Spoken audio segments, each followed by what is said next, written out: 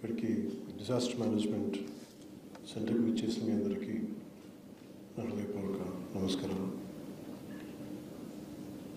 దీన్ని అడ్రస్ చేయడానికి ఆశయమైన principal secretary environment forest science and technology department Shri Kantilal Dande గారికి, advisor forest department Shri Mallikarjuna Rao గారికి, PCCF శ్రీ చలపతిరావు గారికి, అడిషనల్ PCCF శ్రీ రాహుల్ పాండే గారికి, అడిషనల్ PCCF శ్రీమతి శాంతప్రియ పాండే గారికి, కృష్ణా జిల్లా కలెక్టర్ శ్రీ DK బాలాజీ గారికి, SP కృష్ణ శ్రీ విద్యాసాగర్ గారికి, ఇక్కడికి విచ్చేసిన సీనియర్ అఫీషియల్స్ అందరికీ, కన్జర్వేటర్ ఫారెస్ట్కి, డిస్ట్రిక్ట్ ఫారెస్ట్ అఫీషియల్స్కి మీ అందరికీ హృదయపూర్వక నమస్కారాలు తెలియజేసుకుంటూ స్వాగతం చెప్తున్నాను రాష్ట్ర ప్రభుత్వం తరఫు నుంచి.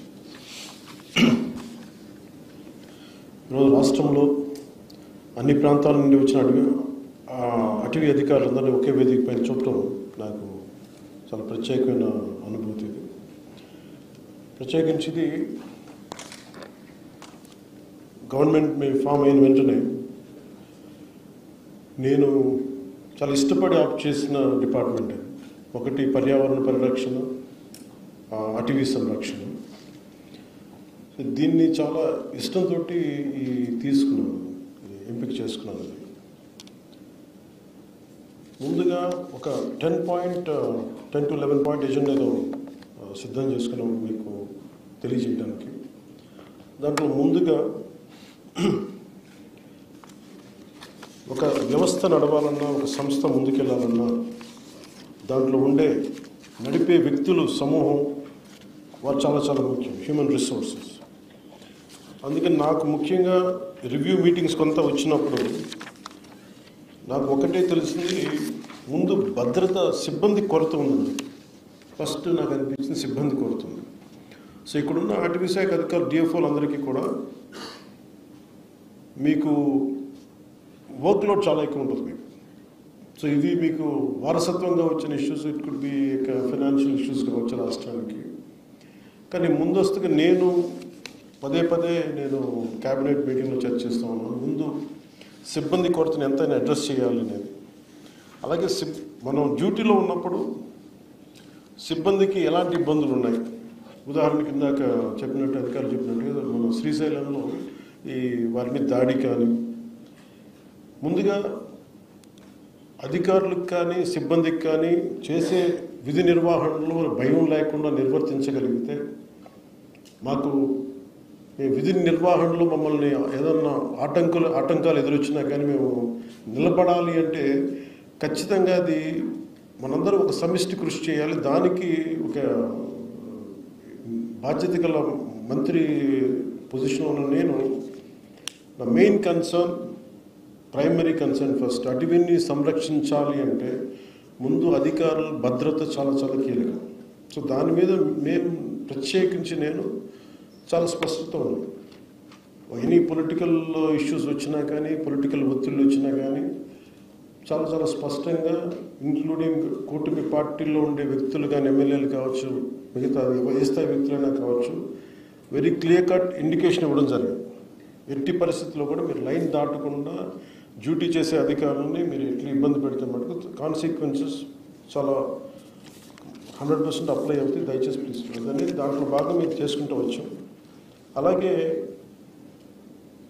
ఫ్రంట్ లైన్ అటవీ సిబ్బంది చాలా కష్టమైన పరిస్థితులు పనిచేస్తూ ఉంటారు. వారి భద్రతా సంక్షేమం కోసం ఈ ప్రభుత్వం ఎల్లప్పుడూ కట్టుబడి ఉంటుంది. మొన్న మధ్యన అమరవీరుల దినోత్సవం గుంటూరుకి వెళ్ళినప్పుడు నాకు తెలియజేశారు, అటవీ సిబ్బంది సంక్షేమ నిధిని అవసరం ఉంది, ఏర్పాటు చేయాలంటే దానికి 5 కోట్ల నిధిని గౌరవ ముఖ్యమంత్రి నారా చంద్రబాబు నాయుడు గారి నాయకత్వంలో అటవీ సిబ్బందికి 5 కోట్ల రూపాయలు నిధిని ఏర్పాటు చేశారు. సో మిగతా మెయిన్ పాయింట్స్కి వెళ్ళబోయే ముందు just I would like to conclude this point. మీ భద్రత అలాగే సిబ్బంది కొరత ఇవి మా దృష్టిలో ఉన్నాయి. చాలాసార్లు రాహుల్ పాండే గారు కానీ ఇంతకు ముందున PCCF గారు కూడా చెప్పారు, ఇది దృష్టిలో ఉంది. నేను ఛార్జ్ తీసుకున్నంత లోపే దీన్ని I try to address it as best as I can. I give you that.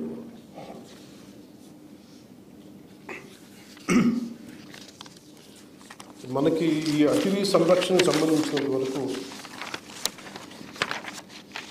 We are part of the entirety of the entire globe. ముఖ్యంగా మన ఆంధ్రప్రదేశ్ రాష్ట్రానికి వస్తే 22% మంది ఫారెస్ట్ కవరేజ్.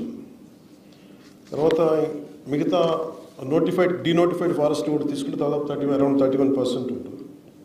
ప్రత్యేకించి మధ్యలో ఢిల్లీ నుంచి కొంతమంది అటవీ శాఖ ఉన్నతాధికారులు వచ్చి మాట్లాడుతున్నప్పుడు ఒక అస్టానిషింగ్ న్యూస్ ఏం చెప్పారు, ఇంక్లూడింగ్ 22% నోటిఫైడ్ ఫారెస్ట్లో కూడా అసలు ఎంత అడవి ఉంది అనేది చూస్తే చాలా డెవలప్ చేయాల్సి ఉంది. కొన్ని చోట్ల అడవి లేదు. అది అంటే 22% అని చెప్తున్నా కానీ యాక్చువల్ 22% నోటిఫైడ్ ఫారెస్ట్. బట్ దాని వెనక ఎంత అటవీ మన పచ్చదనం ఉందనేది కూడా కొంత క్వశ్చనబుల్ అని చెప్పి మీకు ఇంకోసారి ప్రత్యేకించి తెలియజేస్తానని చెప్పి ఐ థింక్ మీరు దాన్ని కూడా ఒకసారి దృష్టిలో పెట్టుకోవాలి. దాన్ని నెక్స్ట్ టైం ఉన్నతాధికారులతో కూర్చున్నప్పుడు దాని రివ్యూ మీటింగ్లో దాన్ని అడ్రస్ చేస్తాం.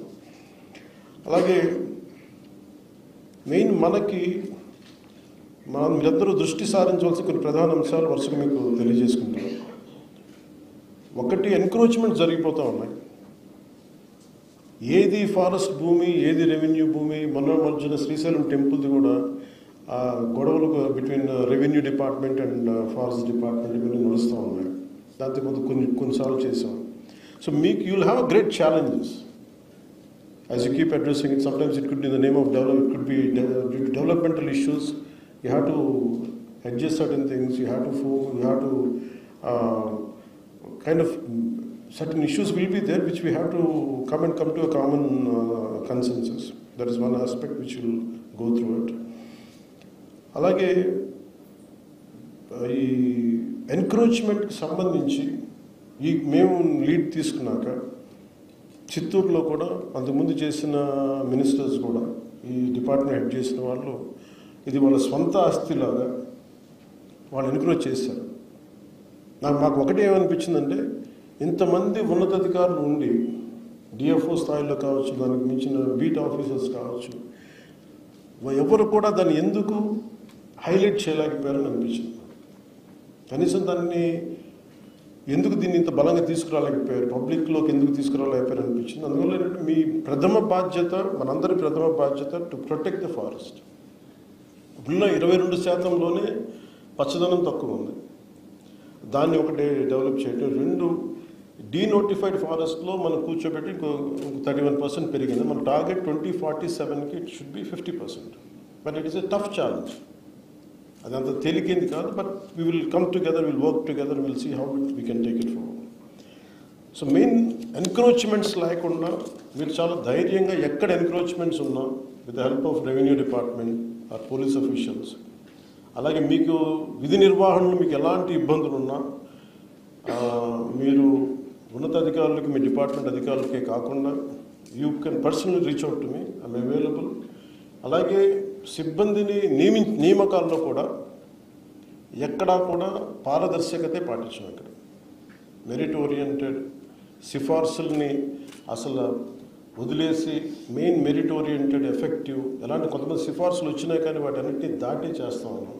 So I want to give you the assurance to all the dynamic officials that we are there to stand by you. I'll be personally there to stand by you, apart from all the officials of great integrity